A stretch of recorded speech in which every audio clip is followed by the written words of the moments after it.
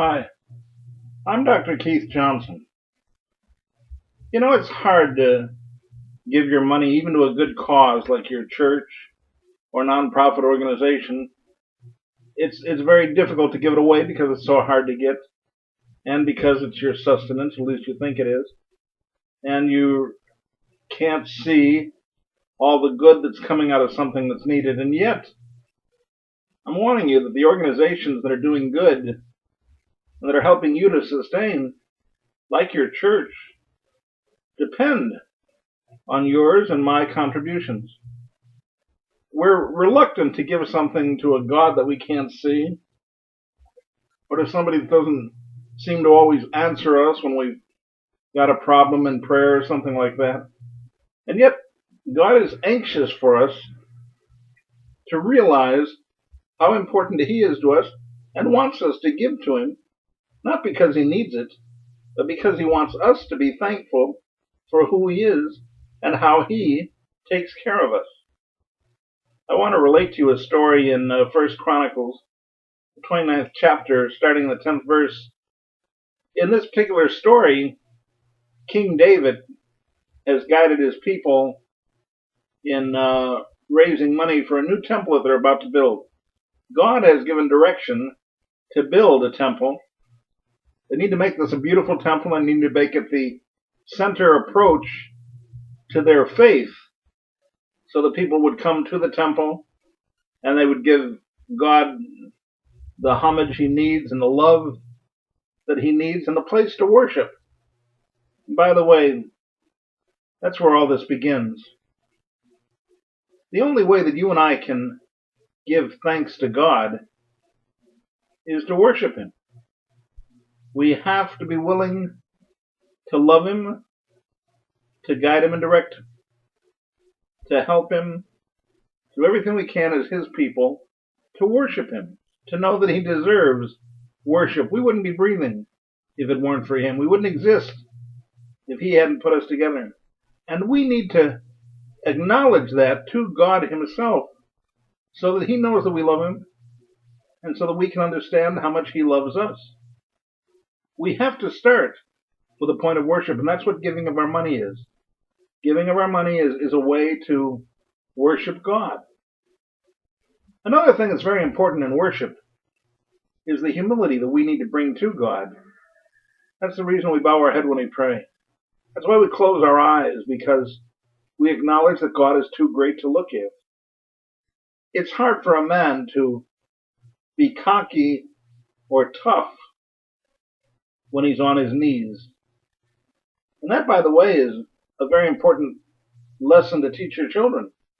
They need to see you bow your head in prayer. They need to see you on your knees. They need, by example, to understand how much you love God and how much you're willing to yield yourself to the power that gives you life in the first place. Until they see that, they don't understand nor do they believe. If your children are having trouble believing, it's probably because they've never seen you on your knees. You need to get on your knees nightly in front of your children and lead them in prayer. But speaking of leading them in prayer, I digress a little bit. Let's get back to 1 Chronicles. In the story that God is trying to get His temple built, David is in charge of the people. As you remember, God was not anxious to give them a king, but they insisted on Saul. And then eventually, God gave them David, who was a great king. Now, in this particular accomplishment of building the temple, Solomon was given the decree. He was given the job. Solomon, David's son, was given the job to head up and put together the workings of whatever God wanted to have the temple built. Temple was very important because even where this temple was is where all of history rebounds. At this point, the world is fighting over that temple, over that piece of property, over that chance to live there. And it will continue to fight until Christ comes and places Himself right where that temple is. But Solomon was given the responsibility of building the temple. And so as a result, they had to do a fundraiser like most places have to. In order to get building projects going, they had to get money raised from the people. And Solomon was excellent at it. Solomon knew what he was doing. And that's something else to consider in this lesson. God chooses who needs to do the accomplishment of the job. I couldn't build a temple. I don't know how to build a temple. I'm lousy at math. I couldn't teach math. I couldn't instruct anybody in the proper measurement. Solomon knew how to build a temple. He was excellent at what he did. And David could see that when he saw that Solomon was in charge of management. God knew what he was doing when he assigned Solomon to the task. God has a task for you. It may not always be the task that you thought you wanted. It may not seem like something you thought you wanted to do, but the lesson here is that God knows what you need to do, understands your talents, and can put you to work where you need to be. If God is telling you to do something, do it. How do you know what he's telling you to do? By the desires of your heart, by the abilities that you have, by what you can or can't do. Some of us are meant to be math teachers. Some of us are meant to be building project construction managers. Some of us are meant to be bus drivers. Some of us are meant to be preachers. Some of us are meant to be singers and dancers. According to the talents that we have, God puts us to work. But more than that, we would have no trouble giving back to God if we understood that everything we have comes from God anyway. The amount of money that you have in your pocket and in your bank account, in your family situation, all comes directly from God. And realizing that not only humbles us, but makes us realize that we're somewhat insignificant in the picture. God takes care of us. And so when finally the great fundraiser had taken place, and Solomon and King David and all the people had gathered together to celebrate this wonderful amount of money that had been raised to build this temple, they had some magnificent things. They had beautiful stones that they were going to put on the clothing of the priests. The priests that would run the temple had these beautiful stones they were going to have put on. The materials, they had plenty of money for the materials. They had the best materials and the best money. Solomon had raised an amazing amount of money, and they were about ready to build the temple. David, being a wise king, said, all right, now we're going to stop a minute. We're going to stop the eating and stop the rejoicing and stop the partying. We're going to get to work, but first, we're going to thank God for what he's done for us. And all of the people bowed their heads, got down on their knees, and then this is the prayer that David led. I want you to pay attention, because what it will do is help you and I to understand the perspective of David being grateful to God for who he is and what he's done. It comes directly, of course, out of the Bible. First Chronicles, starting with the 10th chapter, begins the, First Chronicles, 29th chapter, starting with the 10th verse, gives the celebration and the prayer. I want you to pay close attention to this. Learn what you can from it. 10th verse, therefore David blessed the Lord before all the assembly, and David said, blessed are you, O Lord our God of Israel, our Father, forever and ever.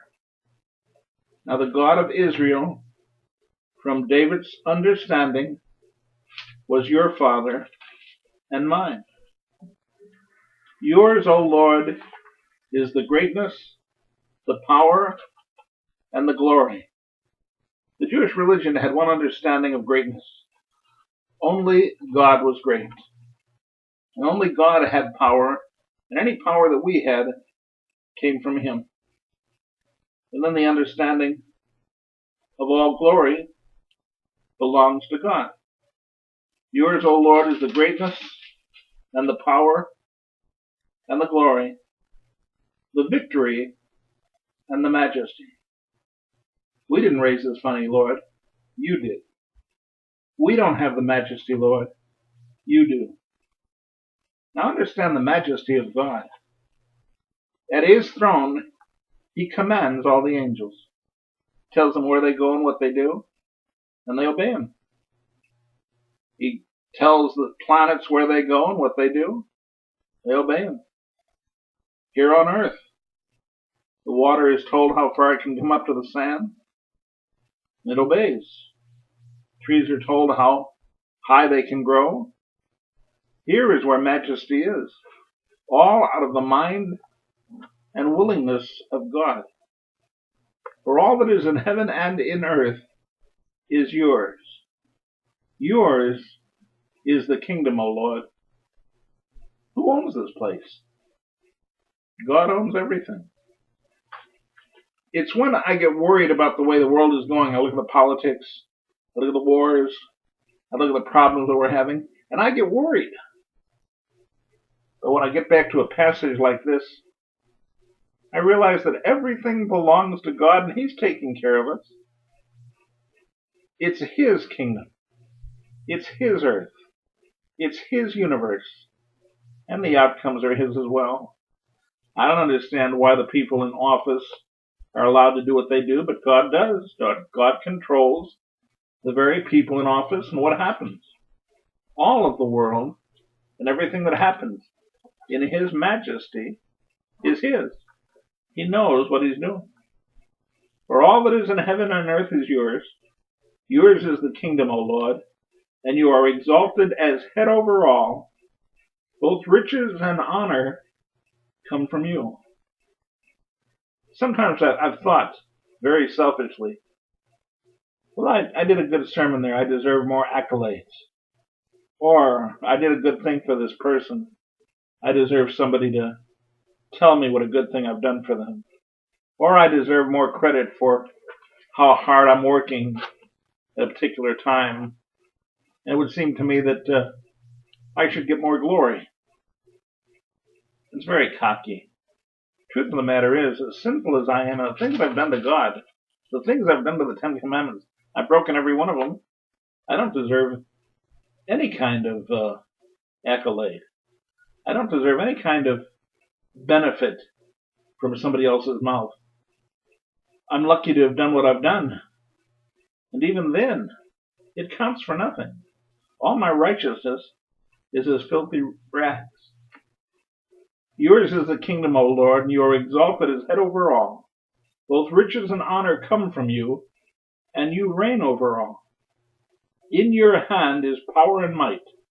In your hand it is to make great and to give strength to all. Are you able to breathe?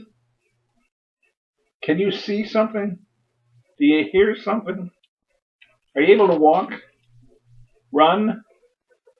All of the strength you need, everything that you've got that makes you breathe and walk and run and see and hear and feel, comes from God. And were he to decide to take it away, you wouldn't be able to see or hear or feel. And all the strength you've got from that kind of operating machismo comes from God. God lets you and helps you see, gives you the gift to hear and to smell and to feel. All of these things come from God and by his will, and I need to be grateful that he makes it possible for me to talk to you and to even speak and make a noise. Both riches and honor come from you, and you reign over all. Depending on how much money is in my bank account or in my pocket, all of it has to do with what God has allowed.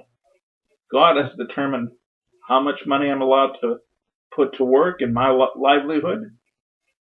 The person that is in power, President of the United States, kings, princes, there's nobody in power that God doesn't put there and make sure that they understand that they answer to him.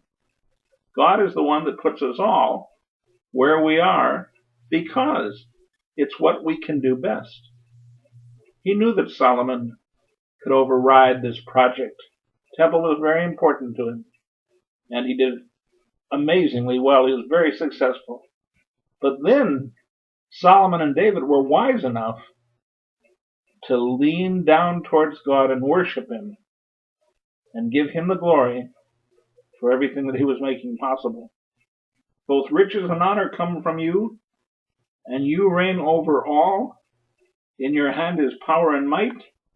In your hand it is to make great and to give strength to all. Any strength, any money, anything that you've got comes from the God that loves you and is anxious to help. So David says, "Now therefore, God, we thank you and praise your glorious name. But who am I, nor my people, that we should be able to offer so willingly as this? For all things come from you, and of your own we have given you, for we are aliens and pilgrims before you, as were all our fathers. Our days on earth are as a shadow, and without hope." The days you've got right now are up to God, and their presence, their gifts. May you and I learn to yield to Him and understand that everything we have is a gift from God that He's given us. And if we dare choose to offer offerings to God, it's what He deserves anyway. It's what He should have, and it's His. He gave it to us in the first place. Why not give it back to Him? And as a result, He'll bless us more. Thank you very much for your consideration and taking time to watch this. May God bless you.